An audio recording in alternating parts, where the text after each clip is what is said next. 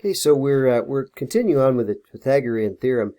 There's just a slight change in what we're going to be doing here. It's the same idea, but their answers are going to look a little bit different. In some cases, they're going to say, please find the exact length of some side. So if this side's 6 and this side's 8, we're supposed to find this one, and we're supposed to find it exactly. Well, you know that 6 squared plus 8 squared is going to have to equal c squared. That's the whole a squared plus b squared equals c squared thing. We've been learning that for a while. This is 36. That's 64. When you add those together, you get 100. So c squared is supposed to be 100. So c had better be a number where if you square it, you get 100. Well, that's 10. Okay, so we found that one out exactly. Here's the deal, though. What if the numbers aren't quite so simple? Okay. What if there's something like 7 and 10, and we're supposed to find that? And they say they want us to find it exactly. So we're going to be looking at stuff like that. So let's look at a few here. With this one, find the exact length of the third side. If this is a, for instance, then we know that a squared plus 40 squared has to equal 50 squared. So we can calculate these things up here. A squared, that's going to be 1600. That's going to be 2500. So now we need to find out what's 2500 minus 1600 to get what a squared is. So basically subtract 1600 from each side. You're going to get 900. So a is going to have to be a number that if you square it, you get 900. Well, that's 30. Okay, so we found that one out exactly. Okay, what about this one though? If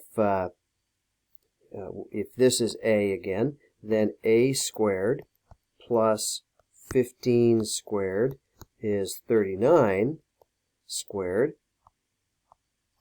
I know that 15 squared is 225, but I don't know what 39 squared is, so I'm going to step over here and look at the Desmos calculator.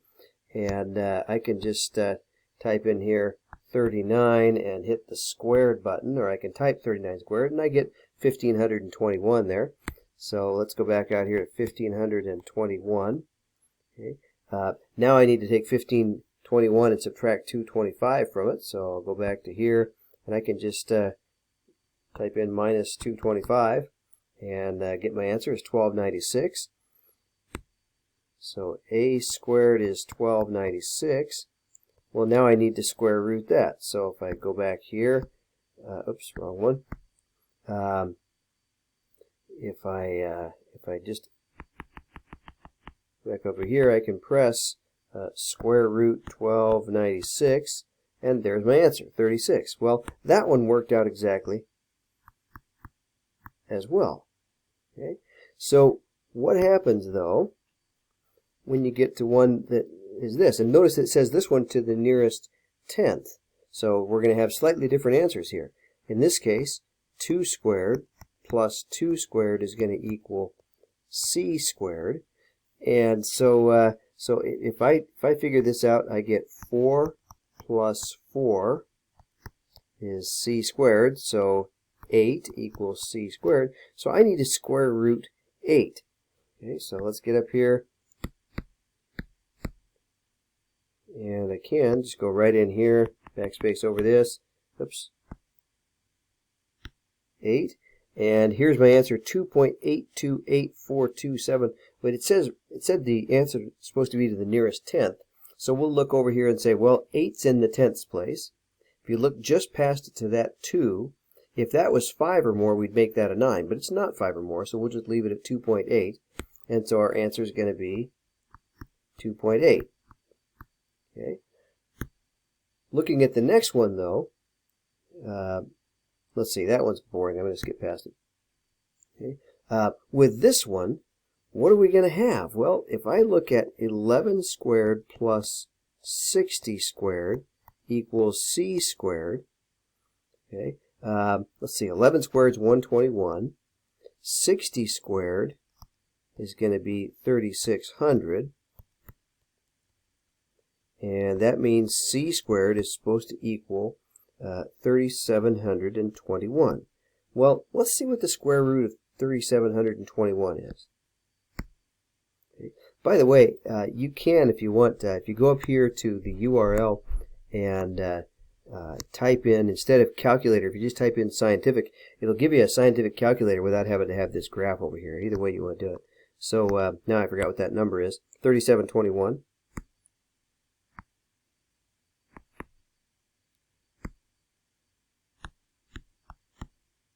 Okay, that's 61.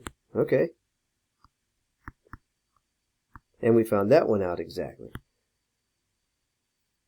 Okay. Well, what about this one? Let's just call that b.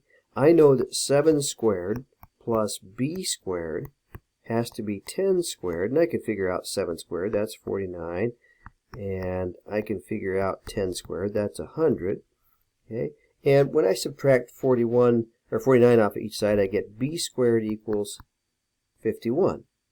Okay, and they want me to give this one to the nearest tenth, so I'll need to figure out the square root of 51 to the nearest tenth.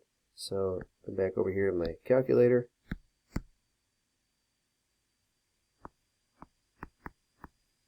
$51. Okay, 7.141, etc., etc., etc. But I want the nearest tenth, so just 7.1 because that 4 is not 5 or bigger. So 7.1. Okay. Well, what I wanted to show you, and I thought I had an example here, was what happens if things get a little bit more wacky. Sometimes you get ones that are not quite what you're thinking. Now that one's going to be nearest tenth, we should be okay.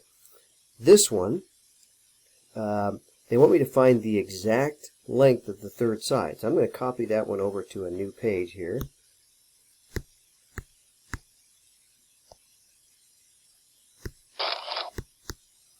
And they want me to find the exact length. Well, if I call this b, then 2 squared plus b squared equals 9 squared. Well, 2 squared is 4. 9 squared is 81. When I subtract 4 from each side, I get b squared equals 77. Okay, and I'm supposed to find the exact length, so I need the exact square root of 77. So let's go back over here to here and back up.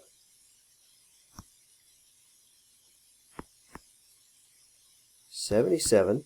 Well, how do I get this exact? If I put all the digits in there, there are still some more past there, so I can't get this exact. So if they'd said round it to the nearest tenth, that would have been easy. It would have been 8.8. But how do I get this exact? Well, what you do is say, look, square root 77 is the exact answer. So you're going to come over here to Delta Math, and you're going to hit the square root button and type in a 77, and you're going to leave it that way. Don't worry about trying to calculate what it is. Just leave it at square root 77. We'll submit our answer, and got a green check mark. Let's find another one that's like that. Okay, I don't think that one's going to be as interesting. Yeah, that one should be good. Okay, so let's copy this one. Oh, you know what? Forget that one because that's not that interesting. Let's get one that doesn't say nearest tenth. Let's get an exact one here. Yep, that'll work.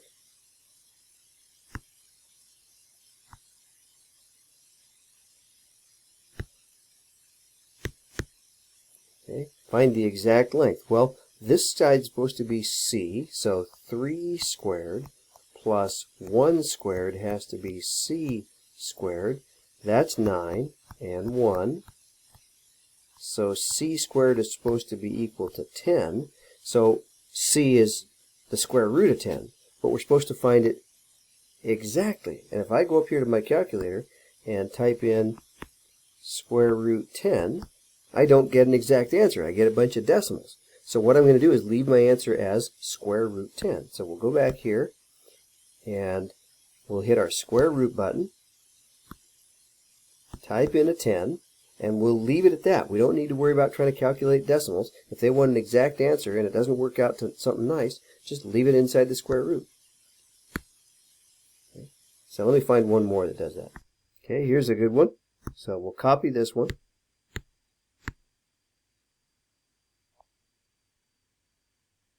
Oh, that's not a good one because it says nearest tenth. So let's find one that's less boring.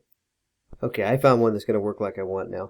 So if this is side B, and it doesn't matter whether that's A or B, you can name them what you want. I know that 2 squared plus B squared has to be 8 squared. So that's 4. That's 64. So B squared is going to have, good grief, 64. So B squared is going to have to equal 60. So I need a number that squares to get 60, and I'm kind of worried because I know 7 squared is 49, and 8 squared is 64, and 9 squared is 81. I don't think 60 is going to work.